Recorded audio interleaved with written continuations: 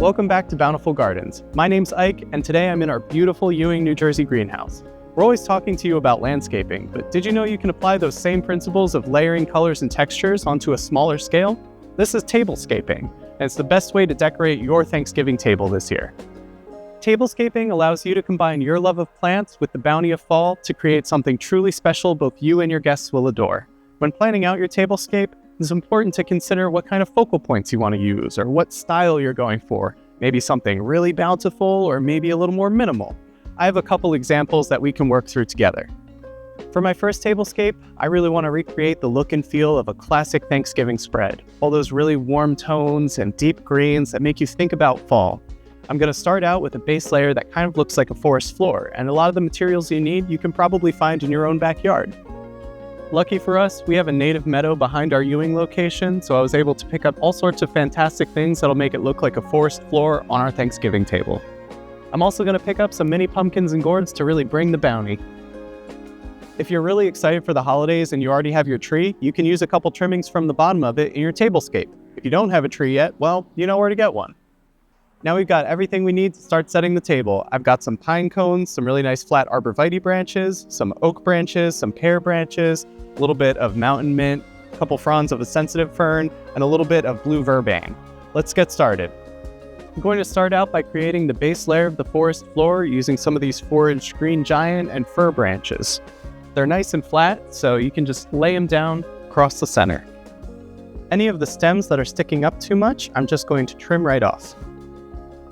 Now that we essentially have a natural green table runner, I'm going to lay down some of the planters we'll be using to really evoke that fall feeling. I'm going with wicker baskets and these really nice ceramic pots that have the look of a wicker basket. Now that our planters are in place to give us a little more structure, we can go in with another layer of the forest floor using these oak and pear branches. And again, if you feel like any of the stems are too long, you can trim as you go along. Now that we've got another layer into the base, it's time to add in our pumpkins and gourds. I'm also going to take this time to add in some of those pine cones we found. Now we can add in our cabbages and spruce and really see how it's coming together. To hide the edges of the pots in these wicker baskets, I'm going to use a little bit of raffa. You can also go outside and forage some dried grass if you want, but I really like how flexible and versatile raffa is. And just like that, easy peasy, it cleans it right up. It wouldn't be a bountiful arrangement without flowers, so I'm going to add in these stunning golden poinsettias to really balance out the greens of the spruces. Now it's my favorite part of the process, adding in the finishing touches. We're going to use these incredible dried perennials from our native meadow out back. And there you have it, a table overflowing with the classic colors and textures of fall. But maybe you don't want to go the traditional route with your tablescape. If you want something a little more contemporary, this next one's for you. Maybe you want a look that shows that you're the designated plant expert at the table. For the centerpieces of this tablescape, I'm going to be creating 3 dish gardens, each with a fern, a couple terrarium plants, and some dried preserved moss. So I'm going to start with this fern here, but since the rest of these pots are really small and I want them to be up and situated level with the fern, I'm going to add in some gravel around the base of it to anchor it in place and hold those other pots up. Now we can add in our terrarium plants, and the finishing touch of the dried preserved moss. And here's the finished piece. It's a living arrangement that'll be eye-catching to every plant lover at the table. First up, I'm going to take these beautiful centerpieces I just made and place them right in the center of the table. Next up, I'm going to take some fresh cuttings of evergreen branches and just layer them around these pots to give a nice base. Make sure that you're being careful to hide the ends of the stems underneath other branches. Closer to the holidays, we get tons of these little calendiva in, and they're the perfect accent to this lush green tablescape.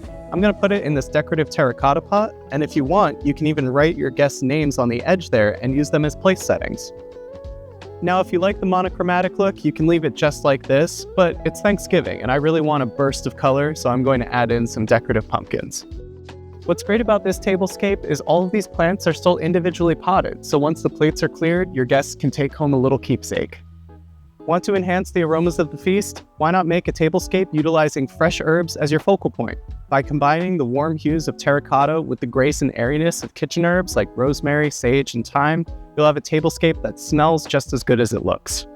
This tablescape is going to be much more structured and clean, so I'm going to map out the path of the arrangement with these distressed terracotta pots as the foundation pieces. I'm going to put one right in the center of the table, and then the other two on either end, forming a clean line right down the middle.